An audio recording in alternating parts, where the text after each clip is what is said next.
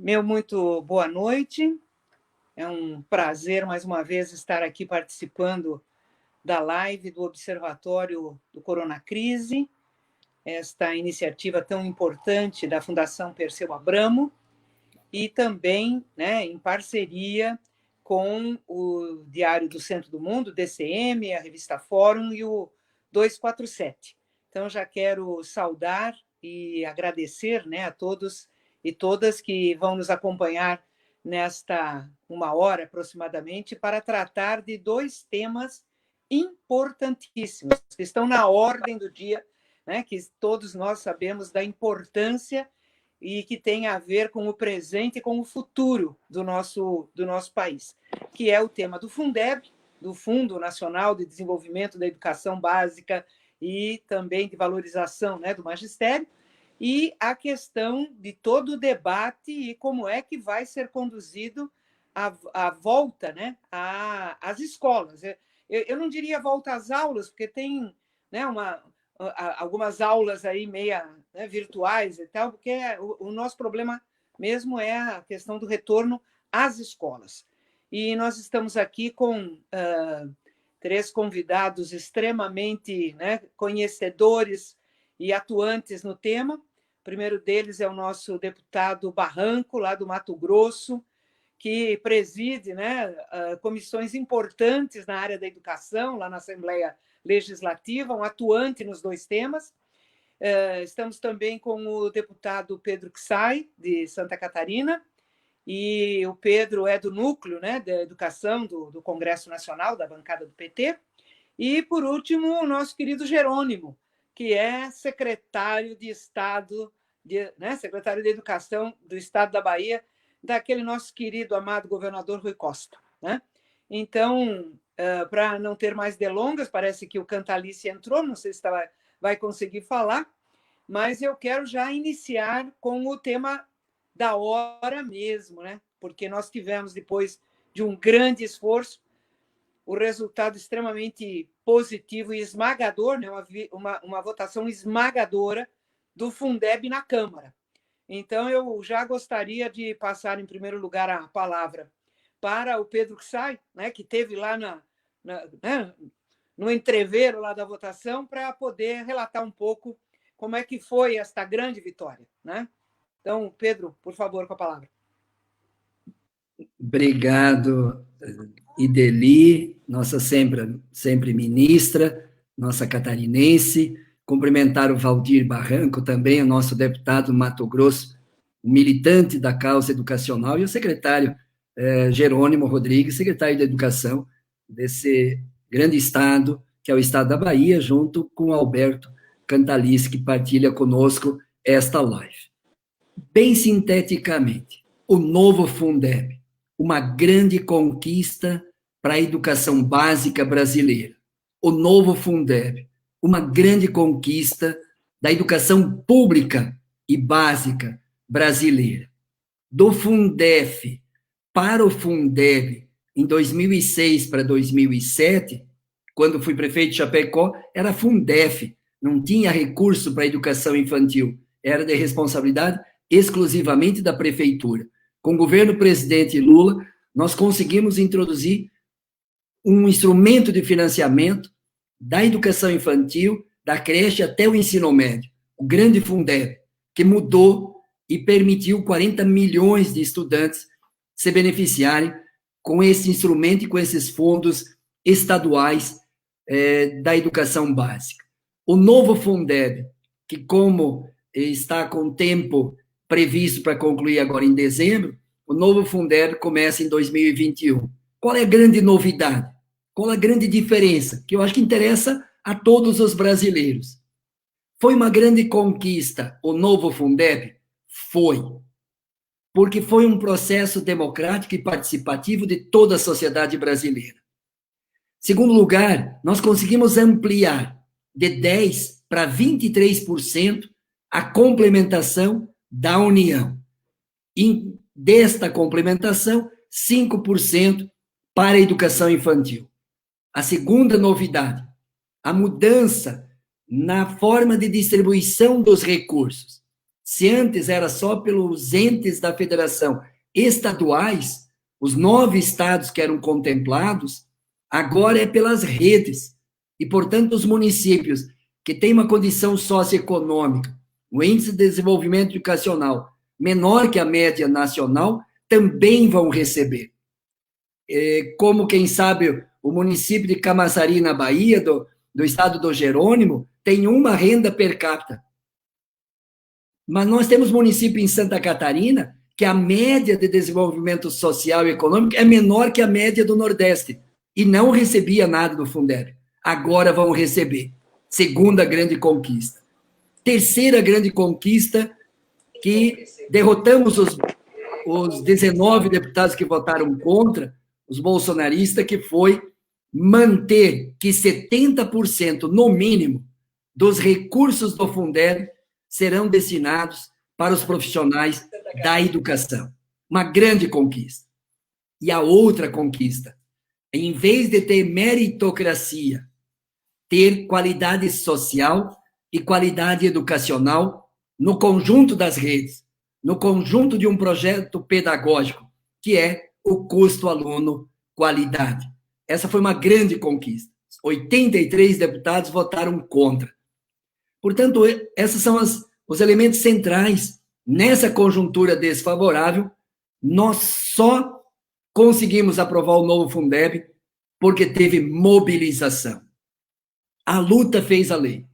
Depois da votação do golpe à democracia e a destituição da presidenta Dilma, a votação do Fundeb foi a maior audiência em tempo real e ao vivo.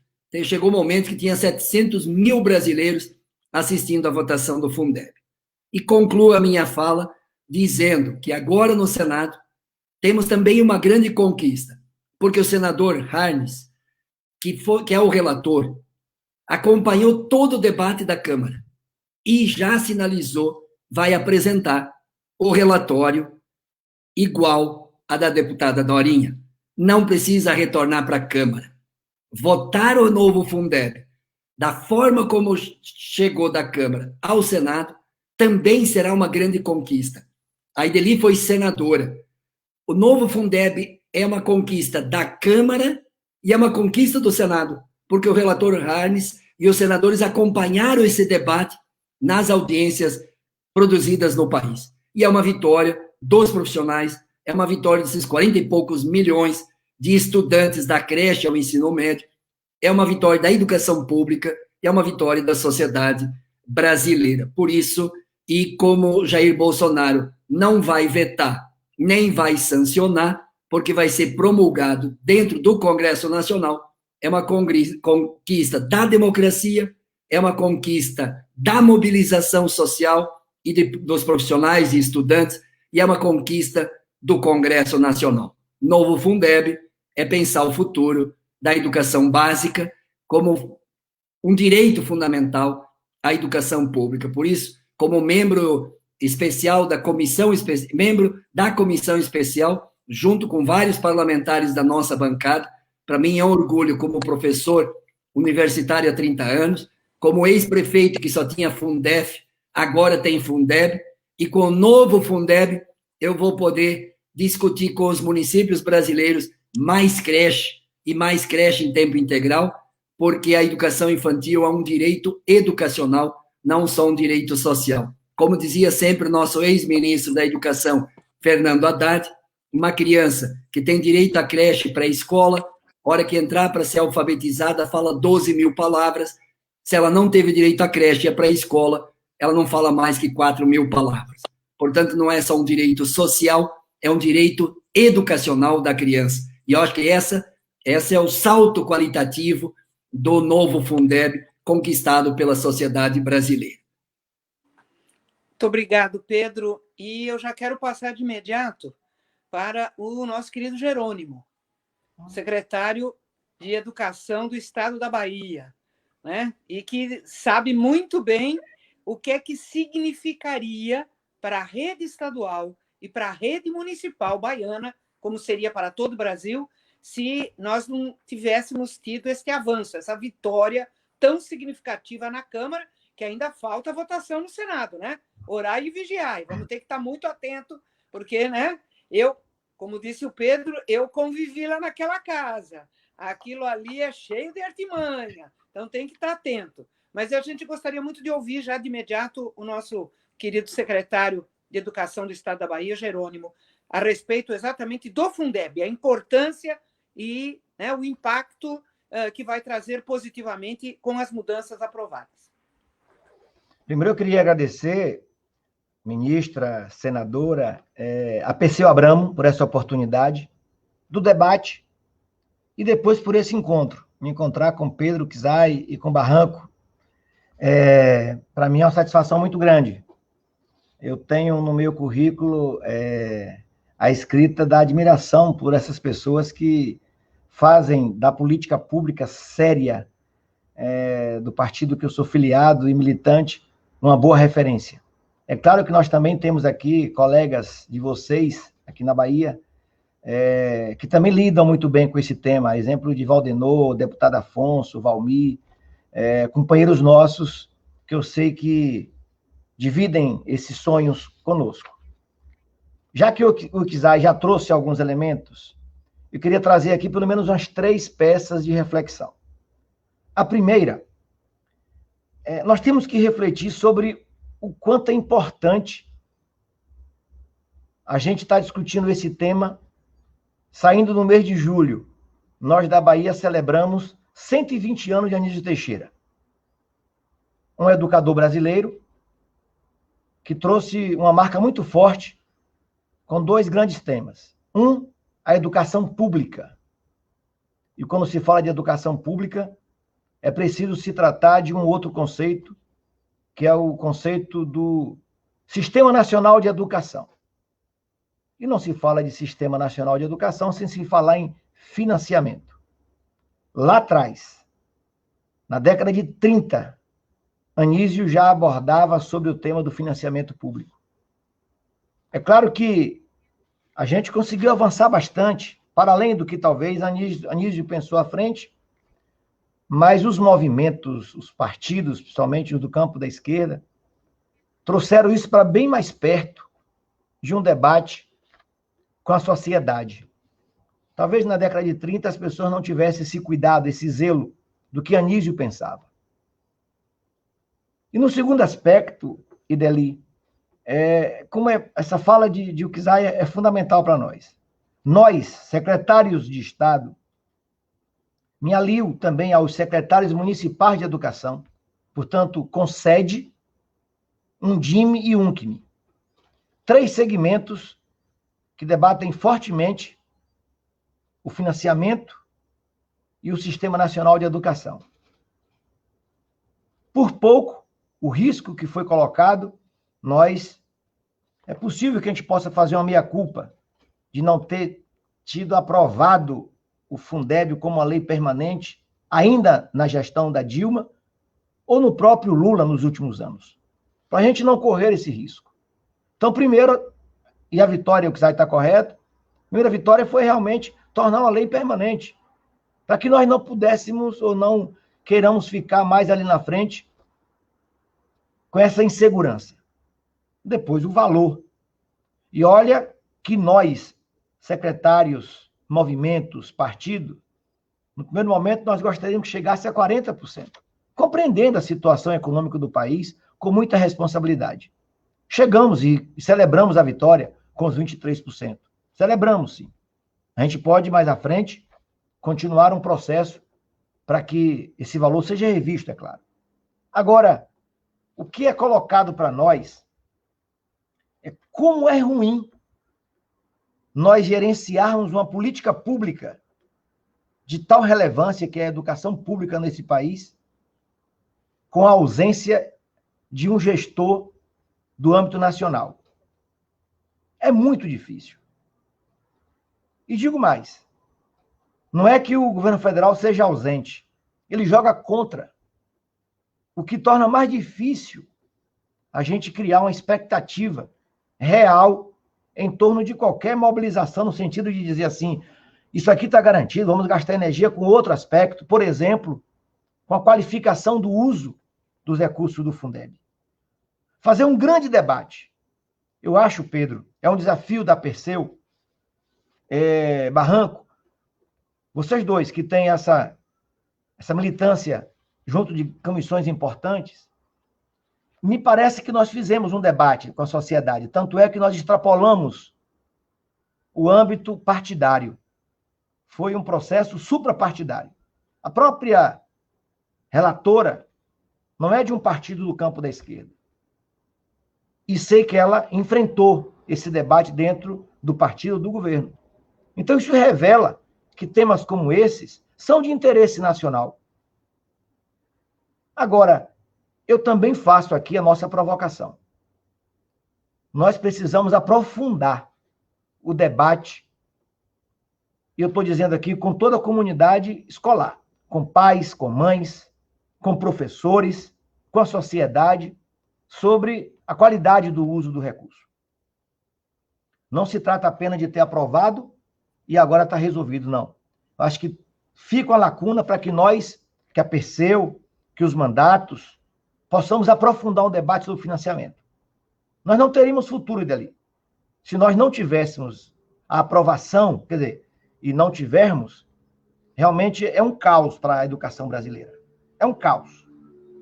E nós temos que fazer esse sistema nacional de educação valer, para que as responsabilidades federal, estadual e municipal, elas sejam contabilizadas e sejam responsabilizadas esse governo irresponsável de não tratar de um tema tão importante como deveria e como nós tratamos no governo Lula, no governo Dilma, nos governos estaduais, nos municípios, nos mandatos de deputados, de vereadores. Portanto, eu fico muito contente com esse debate, com essa relevância desse debate do Fundeb num momento como esse. Eu acho que fica o desafio para a gente poder aprofundar, não deixar, a partida não está fechada. É como se fosse assim os 20 primeiros minutos do jogo. Nós temos que... É lei, mas se a lei ela garante um recurso, nós temos que aprofundar o debate e o uso. Muito obrigado, Jerônimo. Eu queria já de imediato passar para o Barranco, mas queria só tecer uns comentáriozinhos. Primeiro, o coordenador do Núcleo de Educação do Congresso é o deputado Valdenor da Bahia, né? E a segunda, né, na hierarquia é a Rosa Neide, lá do Mato Grosso, certo? E aí depois temos, né, o Pedro Xay, o Zeca Dirceu, tem, né, um conjunto grande aí de batalha, a Margarida Salomão, né? Nós temos um time de primeiríssima linha, né, na bancada do PT, tanto na Câmara quanto no Senado, que atuam, né, na questão da educação. E nós tivemos também a oportunidade de articular muito bem, desde os nossos governadores, né? Teve um papel fundamental da Fátima, né, lá do Rio Grande do Norte, do Wellington, do Rui, né, do Camilo, dos nossos secretários estaduais, secretários municipais, deputados federais e deputadas federais, deputados e deputadas estaduais, vereadores e vereadoras, né? Ou seja, nós pegamos todos os da área de educação que atuam no executivo ou nos parlamentos e a gente conseguiu juntar tudo. E ainda, melhor ainda, através da CAED, né, que é o nosso setorial de educação, a gente teve a oportunidade de articular também a mobilização com as organizações, tanto dos estudantes quanto dos profissionais de educação. E foi isso, né, que deu a mobilização tão importante, né, e tão atuante que o Pedro já fez referência. Então, Barranco, você que está atuando e liderando essa articulação aí dos deputados estaduais de educação, mas está de olho, né, prestando muita atenção no que vai acontecer lá no Senado, tá? Até porque nós vamos ter, no Mato Grosso, eleições extraordinárias, né? Está aberta uma vaga, porque foi cassada uma senhora, né, que se apresentava muito humorista, né? E o TSE cortou, né, o mandato dela. Então, eu acho que você está cuidando do mandato, mas também está olhando muito lá para o Senado, certo? Como nós vamos ter que olhar agora para o próximo período. Então, Barranco, vamos relatar um pouquinho aí como é que foi a nossa briga, né, nas assembleias legislativas para garantir o Fundeb. Boa noite, Ideli, nossa ministra, nossa senadora. Trago-lhe um abraço também do nosso querido deputado, sempre deputado federal Carlos Abicalil. Boa noite ao Pedro Kizai, ao Jerônimo, ao Alberto Cantalice também. Nós vivemos um momento neste ano de 2020 que é um ano bastante delicado.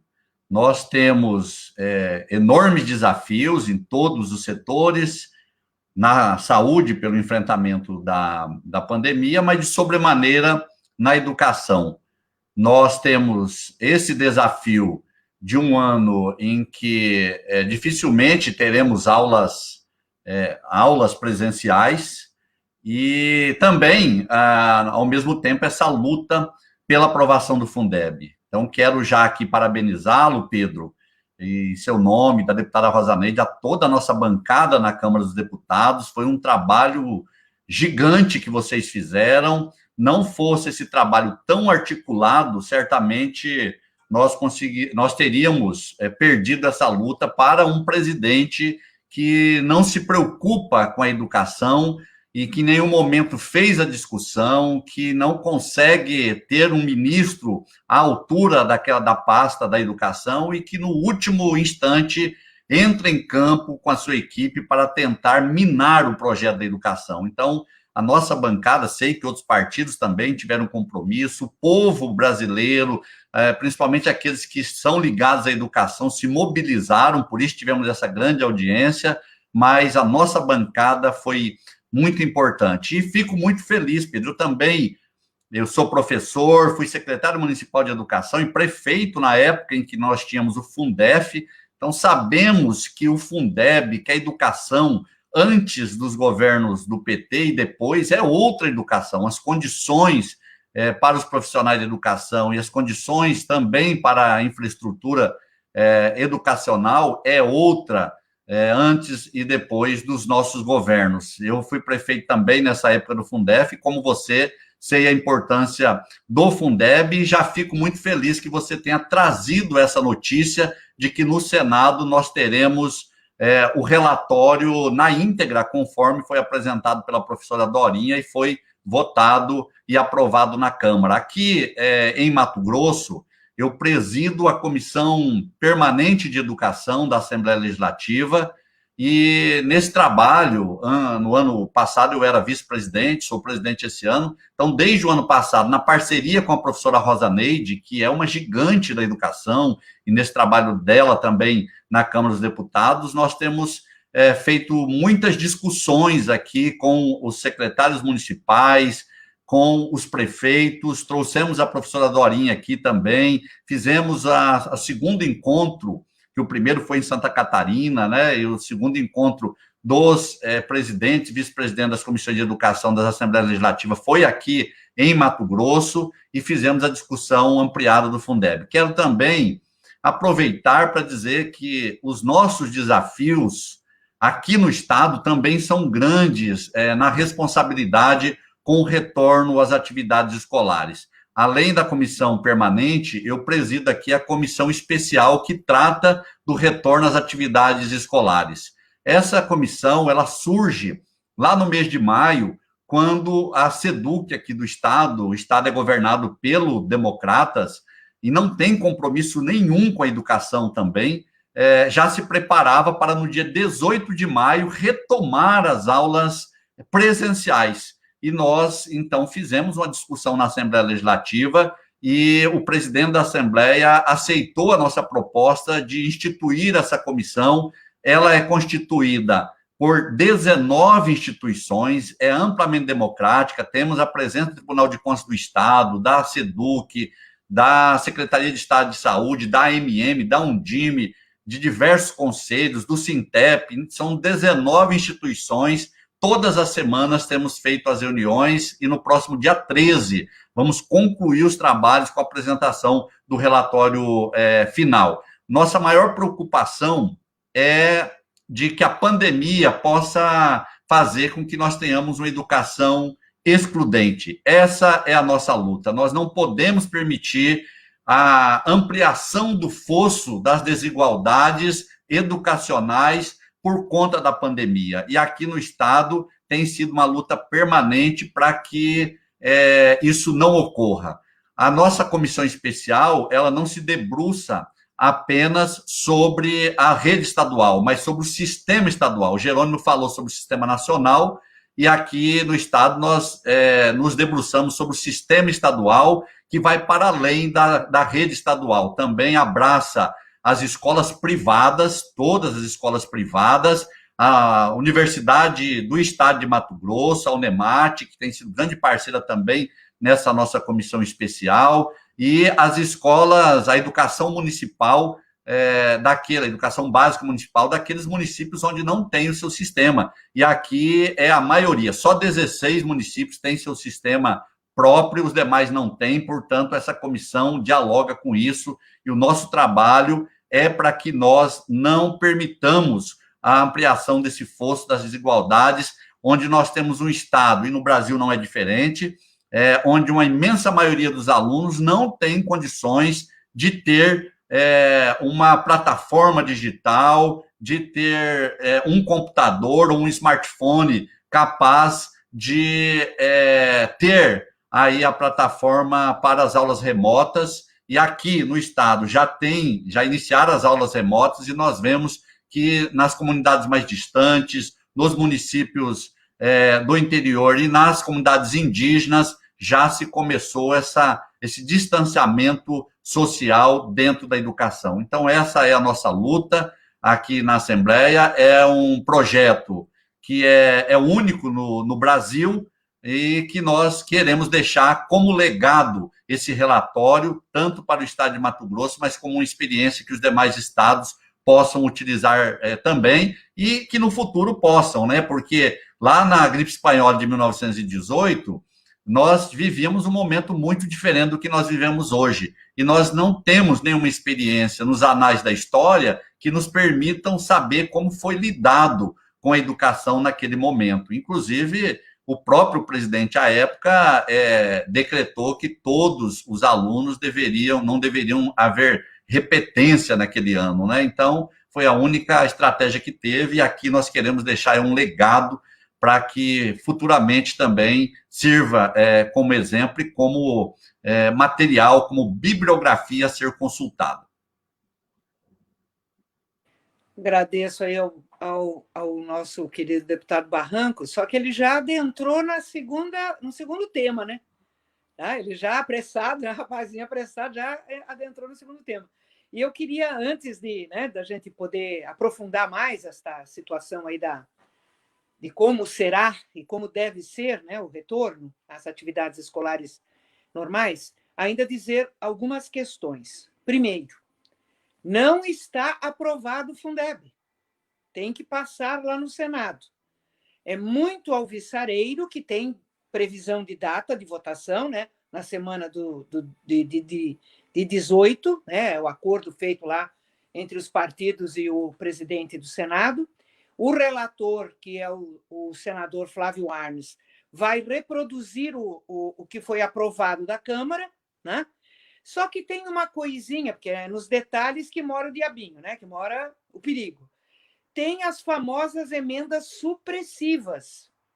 Ou seja, se você retirar, né, questões do texto aprovado da Câmara, não precisa voltar para a Câmara e promulga. E aí tem, por exemplo, a questão de garantia, né, do salário do magistério, tem a questão, né, do valor aluno.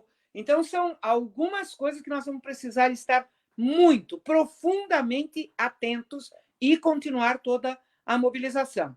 Até porque eu comentei antes, né, de a gente iniciar a live, até fazendo referência, né, porque é de autoria de um senador do Mato Grosso, né, do Wellington Fagundes, o projeto que acaba com o fundo do pré-sal, de onde vem dinheiro para a educação, né? Então, lá no Senado, eles são useiros e vezeiros, né? Se articulam e dão com uma mão e tiram com a outra. Então, a gente vai precisar estar muito atento. Esse projeto, inclusive, estava na pauta de hoje. Eu não sei, porque teve uma grande mobilização tuitaço e tal, para não deixar votar. Não sei, né? Porque a gente entrou na live, eu não sei. Então, a gente vai precisar estar muito, muito, muito atentos e mobilizados, porque lá na Câmara era vota Fundeb, e agora no Senado é aprova Fundeb, mas aprova igualzinho quando saiu da Câmara, né? Que teve todos os avanços que o Pedro já colocou. Então, eu queria agora passar para o tema da como é que vai ser todo o debate e as condições, como é que vai ser a regra para a gente poder voltar às atividades escolares, né, com normalidade. Então, eu queria passar primeiro para quem está com o, digamos, com o abacaxi na mão, que é o secretário estadual de Educação da Bahia. Como é que vocês vão fazer aí na Bahia, Jerônimo, por favor? Nós adoramos abacaxi. É muito bom. É o lugar da gente, sempre foi assim. Nossa missão, né, a de vocês, enquanto parlamentares e ministro, e agora a gente. Dali existem dois ou três princípios que o governador Rui Costa tem garantido aqui para a gente. Primeiro é que, primeira vida, e nós estamos dialogando isso muito fortemente com todos os segmentos, nós abrimos uma agenda de diálogo, nós preparamos um protocolo de retorno, sem data, nós não temos data, mas o protocolo de preparação da escola, com dispensor de álcool em gel, com implantação de ventiladores para melhor circular o ar, arrumação de janelas para poder deixar salas abertas e com uma boa aeração, implantação de pias, lavabos, compra para todas as escolas de termômetro. Nós estamos ainda já nas escolas com a quantidade de máscaras de tecido, feita inclusive por cooperativas contratadas pelo Estado, máscara de acrílico para as equipes da alimentação escolar. E nós iniciamos nessa segunda-feira uma nova rodada de testagem de todos os estudantes de mais 3 municípios grandes aqui, para a gente compreender melhor como é que está o comportamento. Então, na primeira, ali, há um mês e pouco atrás, quase 2 meses, nós testamos 3 municípios, todos os estudantes, funcionários e servidores, em parceria com a Prefeitura Municipal, que cede a equipe. Nós entramos com os testes rápidos, na companhia de uma universidade, sempre tendo uma universidade para poder fazer uma análise científica dos resultados. Tivemos um resultado nos 3 municípios, 6% de pessoas infectadas.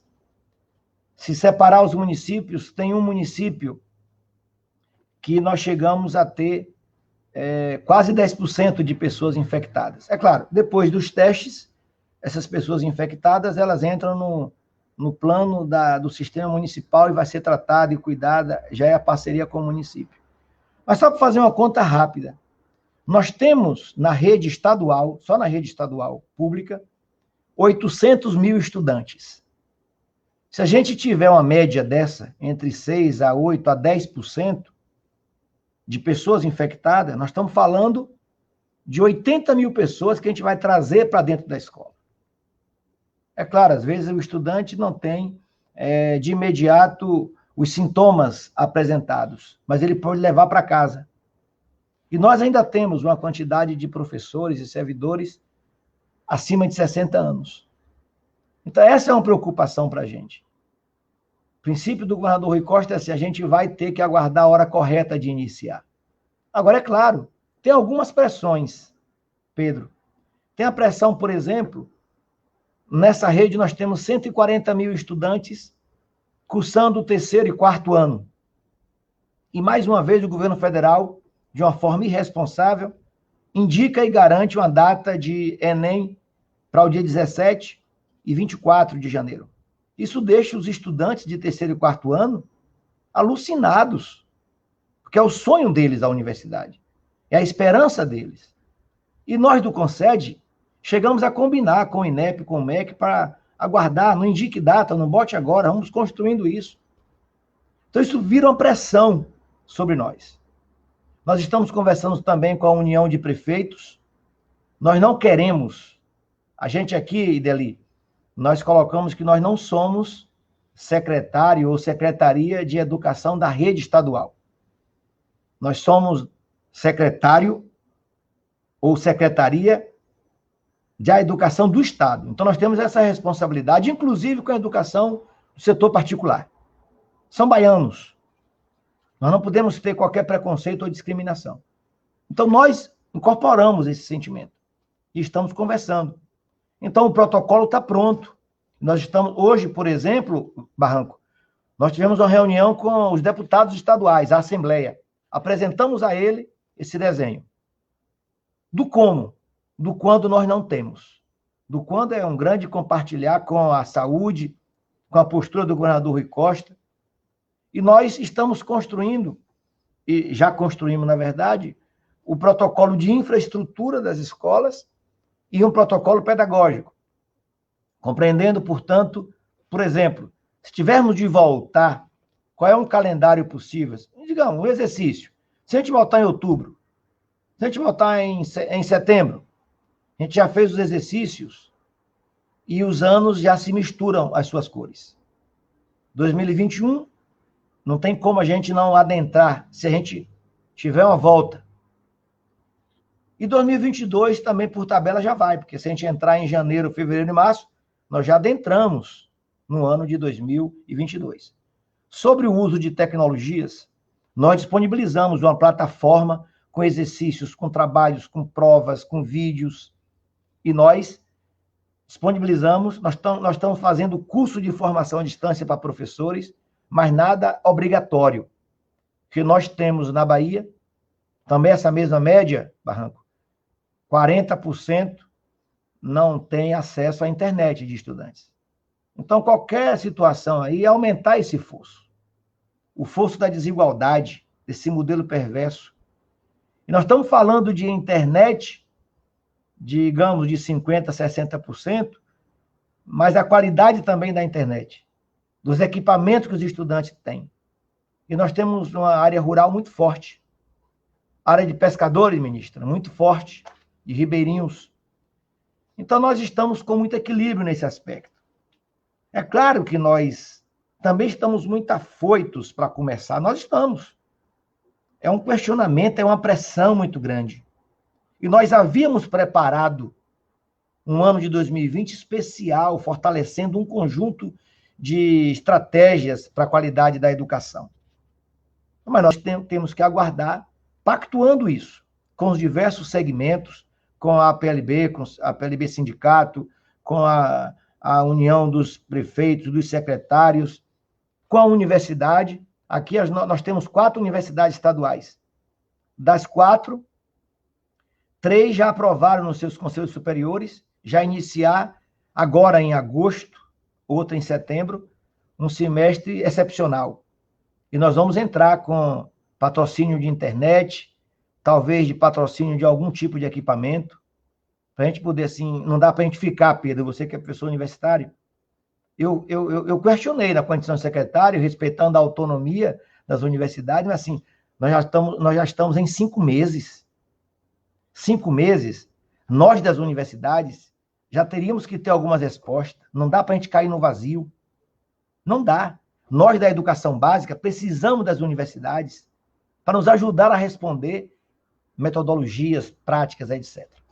Agora, fecho dizendo o seguinte, esse momento é um momento de plena revelação de quanto a escola é importante. O vínculo é uma palavra muito forte. Mesmo não sendo obrigatório, ministra, nós temos professores fazendo exercícios, mantendo grupo de WhatsApp, de SMS, de e-mail. Isso é uma coisa forte.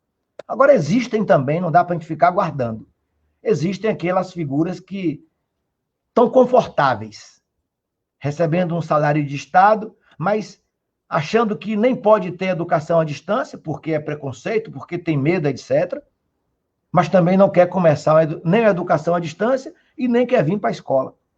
Então, É um desafio para a gente, gestor, enfrentar com coragem esse momento. Tá? Se tivermos de a gente sofrer um padecimento maior de perda de uma grande parte do ano, paciência, a vida está em primeiro lugar. Mas nós não podemos nos acomodar. Esse debate é um debate caro, difícil de se fazer. A cada dia a gente vê que ninguém estava preparado, o comércio, a cultura, a educação, nem mesmo os deputados, porque nós estamos fazendo ainda atividades ainda à distância por conta da situação, mas a grande palavra aí é a palavra de proteção da vida, mas preocupado com a aprendizagem dos nossos estudantes. Tá bom. Muito obrigado, Jerônimo, e sempre realçando, né, que no caso do Nordeste, o elogiável, né, a elogiável atitude dos nossos governadores na criação do comitê científico, né, que é o balizador das decisões, diferentemente, né, do nosso aquele que nos desgoverna, que tem um militar como ministro da Saúde, né, e faz propaganda de remédio que não serve e ainda sai infectando as pessoas, né? Então, eu acho que tem uma diferença de comportamento e de, né, ação extremamente diferenciada entre os governos, né, como é o caso da Bahia, onde fica explícito, né, todo o cuidado de preparação necessário para, e sempre ouvindo, né, em primeiro lugar a vida e ouvir a ciência em primeiro lugar. Agora, Pedro, lá na Câmara já teve votação de matéria sobre questões relacionadas, né, dias letivos, a questão, né, das horas e tal, e teve algumas votações de coisas importantes que já saiu da Câmara, foi para o Senado. E tem também um projeto da bancada, né? A bancada fez um projeto relacionado à questão da volta com segurança, né, às atividades escolares. E ainda tem uma outra coisa, que é um Fundeb, digamos assim, ainda extraordinário, né, recursos extraordinários, porque tudo isso que o Jerônimo falou, né, colocar pia, dar condição, ventilador, não sei o quê, janela e tal, tudo isso custa dinheiro, e as prefeituras e os governos estaduais não têm o dinheiro para fazer. Então, seria importante a gente ver o que é que já rolou desse assunto aí de volta às aulas, né, volta às atividades escolares na Câmara dos Deputados. Ideli, as questões centrais desse tema do volta às aulas expressa e denuncia quando a fala do Barranco aqui, como presidente de uma comissão de educação que promove e articula 19 entidades para discutir e, de forma sensata e responsável, entender a pandemia, compreender a pandemia e pós-pandemia e o retorno às aulas. O Jerônimo, secretário da Bahia, pelas experiências do Estado, dos especialistas do Estado, que fazem o debate e montam uma estratégia para, de forma responsável, retomar, ainda não com data definida, mas quando retomar, estar as condições mínimas construídas para o retorno das aulas. E aí que você traz a questão central, Ideli, na sua pergunta. O governo federal deveria estar, como em todas as outras áreas, na educação básica brasileira, preparando as escolas para o retorno às aulas, no Brasil inteiro. Começando pela infraestrutura física, que precisa de recursos, e aí os prefeitos e os governadores poderiam, neste período sem aula, fazer as reformas, fazer as alterações das estruturas físicas. O segundo ponto que a pandemia nos colocou de forma crítica, o debate sobre as tecnologias e o uso das tecnologias na educação presencial e na educação não presencial, e nós estamos utilizando uma dessas tecnologias para se comunicar com o Brasil inteiro. de forma crítica. E o governo federal não coordena isso. Pelo contrário, deslegitima determinadas posições. É o Congresso que faz auxílio emergencial, é o Congresso que faz auxílio cultural, é o Congresso que constrói, e através da nossa bancada, e foi votado hoje no Senado também, a lei de apoio aos agricultores, é o Congresso que, por iniciativa do Congresso, apoia aos micro e pequenos empresários, aos hospitais filantrópicos, aos municípios e aos estados, e é o Congresso, ou a sociedade, ou governadores ou prefeitos, ou assembleias legislativas, ou a sociedade civil organizada, que vai discutir temas fundamentais, como a educação pública, como o retorno às aulas, em plena pandemia. Por isso que eu fico muito feliz de ouvir o Jerônimo, pela decência e pela seriedade com que está conduzindo o debate na Bahia. Por quê? Uma questão central, o centro da estratégia de qualquer política pública, menos a do Bolsonaro, é defender a vida. E defendendo a vida, defender e enfrentar a crise é também enfrentar a economia. Quanto menos enfrenta a pandemia, mais se estende a pandemia, mais problema social, mais problema econômico e mais vai comprometendo a própria situação educacional no país. Segundo lugar, quando o Barranco coloca a experiência dele, o Jerônimo coloca a experiência da Bahia. O volta às aulas, e aí no Congresso teve muito desse debate, uns afoitos, impulsionados, tem que começar, tem que garantir os 200 dias letivos, mas o que denunciou, e está claro para o Brasil inteiro, não é na Bahia, não é no Mato Grosso, é no Brasil inteiro, que em torno de 35% a 40%, dependendo do estado, ou mais, não tem acesso às tecnologias. Mas não é só acesso ao computador ou a um celular, o acesso à internet de forma regular, de forma eficiente e qualificada. Esse que deveríamos pegar o FUST, que foi um debate, não conseguimos, recursos do governo federal, dos fundos que o Guedes quer terminar, como também do pré-sal, como também de outros fundos constitucionais, para destinar, para implantar em todas as escolas públicas o direito ao acesso ao livro didático, ao professor presencial, mas também a outras formas de tecnologia. E eu, nessa posição, eu defendo Ideli, Valdir Barranco e Jerônimo. Eu não sou dualista do bem e do mal, não sou do céu e do inferno, eu sou de um posicionamento crítico e democrático em relação ao uso das diferentes tecnologias. Tecnologia não produz qualidade, mas a tecnologia pode ser um instrumento que viabiliza a qualidade. Tecnologia por si só, esse tecnicismo barato que veio lá do MEC e o Zaid, lá da ditadura militar, essa não serve. Essa não serve. Mas a rede social, a internet, é um direito humano ou não é?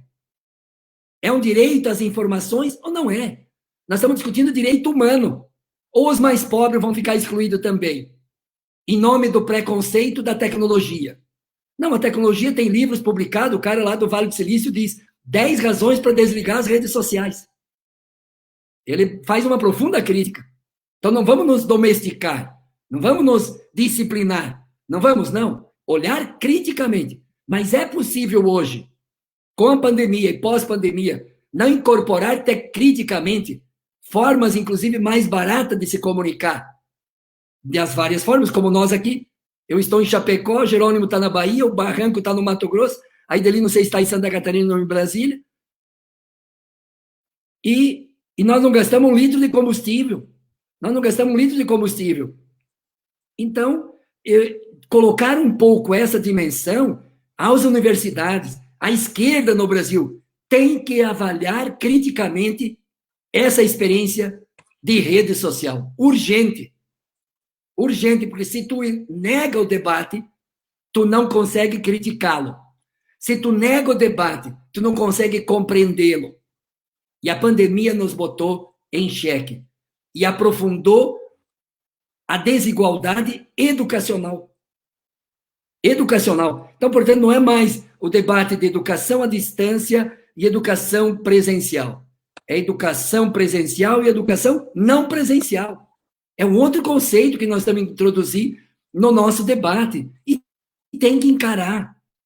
Tem que encarar. E aí o desafio dos professores, aí o nosso desafio, porque nós teríamos que usar essas tecnologias para ter acesso a mais informações, ensino-pesquisa, mudar a pedagogia, ensino-pesquisa, pensar outras estratégias de estudo, humanizar, diminuir os custos do aluno, do professor, mas não só isso, é pensar a qualidade democrática, a qualidade social e a qualidade educacional. Por isso eu termino aqui dizendo de que eu volto às aulas, tem que ter sensatez.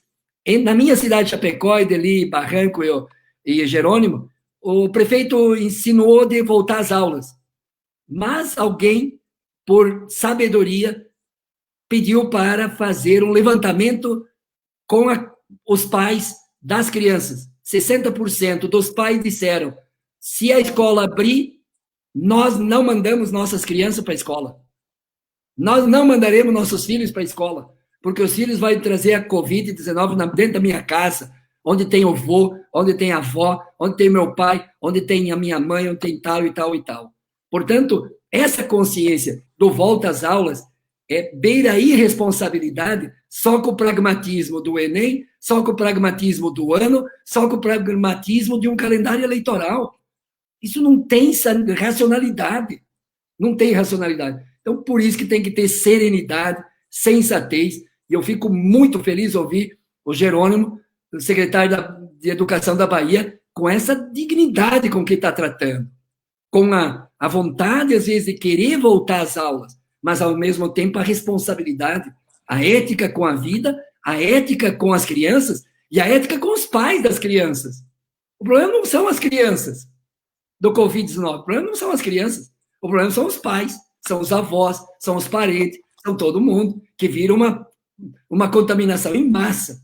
Então, por isso que eu acredito que eu acho que esse debate contribui nessa riqueza de construção de uma outra experiência educacional presencial também, que vai nos provocar e provocar teorias, provocar reflexões, e a educação não presencial, como conciliá-la dialeticamente nesse diálogo de Paulo Freire. No diálogo de Paulo Freire, a tecnologia não é um fim. Diferentes experiências são meios de facilitar o diálogo e, nesse diálogo, construir um processo qualificado de qualidade social e educacional. Muito obrigado, Pedro. Eu queria, antes de passar para o Barranco, complementar um pouco mais, porque ele já falou também desse tema, na primeira etapa, mas eu queria fazer uma continha simples. O Fundeb atende, financia, garante o financiamento de 40 milhões de alunos. Então, pensa bem, é 40 milhões de estudantes na educação básica, pública, rede municipal, estadual e federal, certo? Coloca pai e mãe, coloca os profissionais. O maior contingente da população brasileira será afetado pela discussão de volta ou não volta e como volta às atividades regulares nas escolas, certo? Então, não é um debate que a gente possa fazer, entende? Assim, É um debate profundo que tem que envolver, tem que ter responsabilidade, ouvir a ciência e tem que ter estrutura, dinheiro para preparar esse retorno. Então, eu queria perguntar para o Barranco, porque teve toda essa movimentação na Assembleia, acho que foi extremamente importante, é sistema estadual, não é só rede estadual, é todo. Como é que o governador está enxergando toda esse protagonismo importante que você conseguiu dar aí no Mato Grosso, Barranco? Ideli, isso é algo muito interessante, essa sua pergunta, porque o governador trabalha contra o que vem acontecendo na Assembleia Legislativa, ao ponto de fazer tentativas de esvaziamento por parte das suas representações. No entanto, o trabalho tem sido conduzido de uma maneira tão plural, tão democrática, os debates, que o próprio presidente da Associação Mato Grossense dos Municípios, Neurilan Fraga, ele tem sido um grande parceiro, e no momento em que o governador tentou fazer uma discussão paralela, ele foi enfático em dizer que o governador estava errado, e hoje ainda me ligou para dizer que a Casa Civil aqui do governo chamou ele para conversar, e como ele disse, da importância de como tem se dado as discussões no âmbito da comissão, que o governo vai agora sentar com a comissão, porque acha que é o caminho, não tem outro caminho. Eu quero aqui, primeiro, enaltecer o trabalho do Jerônimo. Jerônimo, a gente fica assim com uma inveja boa de vocês.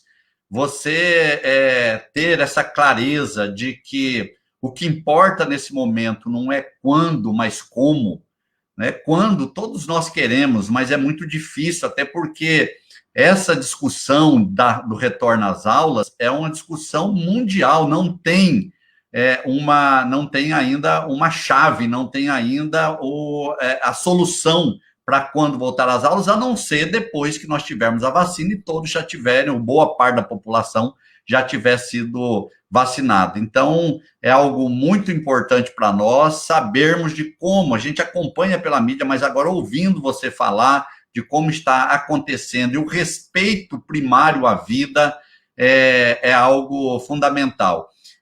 Quero dizer também, Ideli, que o Pedro fez uma fala muito importante, e eu quero corroborar com essa fala dele, ao dizer que a educação no pós-pandemia será diferente. Nós nunca mais teremos um mundo igual, e principalmente na educação, nós não teremos a educação igual era antes da pandemia. As transformações pela tecnologia, elas acontecem naturalmente, foram aceleradas com o processo da pandemia. Nós temos trabalhado muito mais, porque quando começou a pandemia, a impressão que nós tínhamos é que nós ficaríamos isolados e trabalharíamos muito pouco.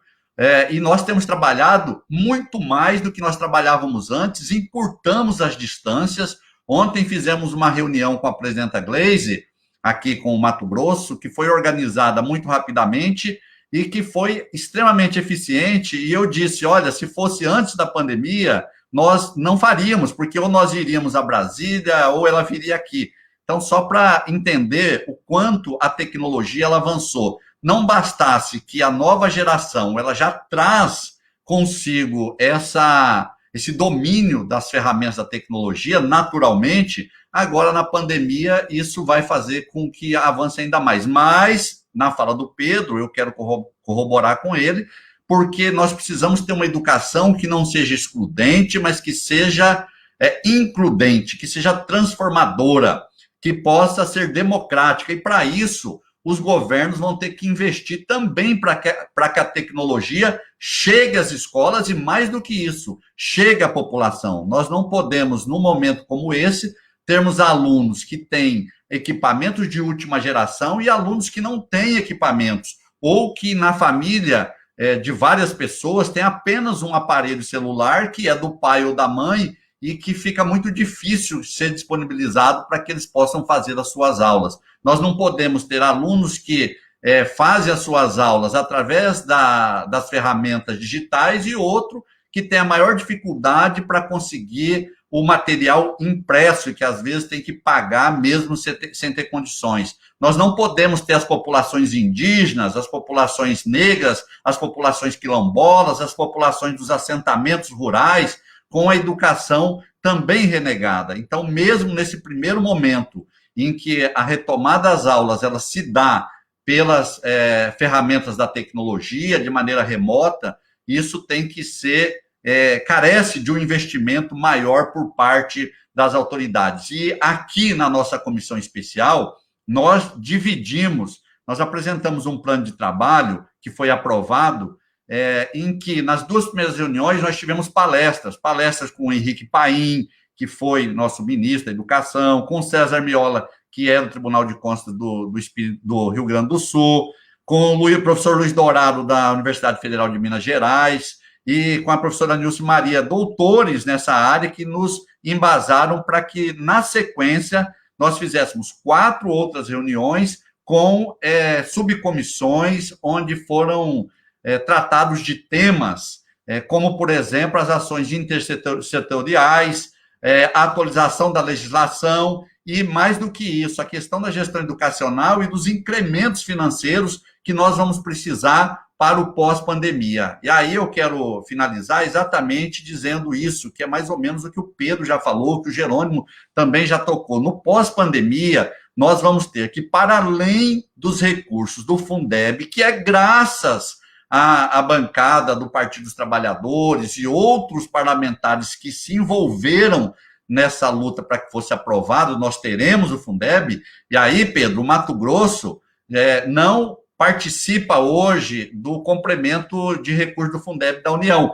mas com o novo Fundeb já passará a participar. Não é orgulho para nós, porque um Estado que se gaba de ser no equilíbrio da balança comercial, que tem um agronegócio tão estruturado, em que nós somos aqui uma pequena ilha de barões bilionários envolto por um mar, um oceano de pessoas simples e pobres, um Estado como esse não deveria participar nem dos recursos oriundos aí dos repasses do Fundeb pela complementação, mas sim ter um caixa suficiente para bancar a sua educação, mas não tem em função de outros temas que também carecem de discussão, como a Lei Candir, que desonera esse agronegócio de pagamento de impostos. Mas nós vamos precisar ter, para além dos recursos do Fundeb, de recursos dos orçamentos do governo federal, principalmente, dos governos dos estados e dos municípios, para que nós possamos ter esse suplemento necessário para uma educação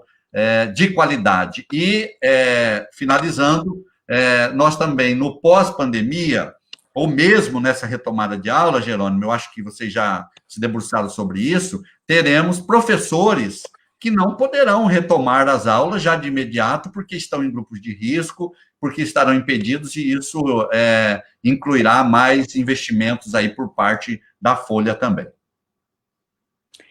Muito grata, querido Valdir Barranco. Acabou o nosso tempo. Antes que eles apaguem a nossa live, eu quero agradecer, né, ao nosso querido Jerônimo Rodrigues, secretário de Educação do Estado da Bahia, ao nosso queridíssimo Pedro Xay, deputado federal por Santa Catarina, e também ao nosso queridésimo Valdir Barranco, deputado estadual, né, de Mato Grosso.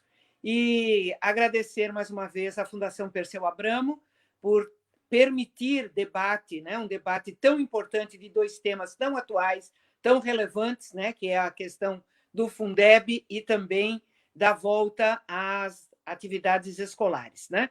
E agradecer os parceiros, né, o Diário Centro do Mundo, a revista Fórum e o 247, e a todos os que participaram, acompanharam aqui a nossa live.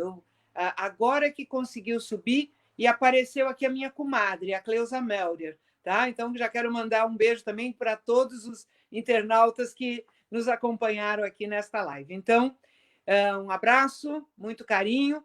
Aprova a Fundeb sem nenhuma mudança, né? Sem tirar nada, e só volta à escola com segurança e garantia de vida e com condições. Tá bom, gente? Então, beijo grande a todos, muito obrigado.